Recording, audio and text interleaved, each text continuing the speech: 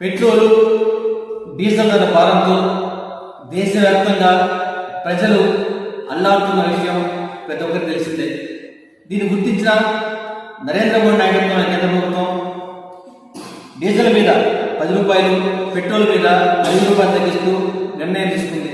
అది కేంద్ర ప్రభుత్వ పన్నుల నుంచి. ఈ కేంద్ర ప్రభుత్వ బాటలోనే దేశంలో చాలా రాష్ట్రాలు, ఉదాహరణకి అస్సాం, త్రిపుర, కర్ణాటక, మణిపూర్, గుజరాత్, గోవా రాష్ట్రాలు 7 రూపాయల వంతున, ఒడిశా రాష్ట్రము 3 రూపాయల వంతున తగ్గించడం జరిగింది. మన రాష్ట్ర ప్రభుత్వం ఇన్ని రాష్ట్రాలు తగ్గించి వినియోగదారులకి ఓట్లు కల్పించినప్పటికీ మన రాష్ట్ర ప్రభుత్వం నిమ్మకు నీరు చూస్తూ ఉంది. అంతేకాకుండా దేశంలో ఏ రాష్ట్రంలో లేని విధంగా రోడ్ సెస్ పేరుతో సుమారు 500 కోట్ల రూపాయల భారాన్ని ప్రజలెత్తిన మోపుతాను మన రాష్ట్ర ప్రభుత్వం.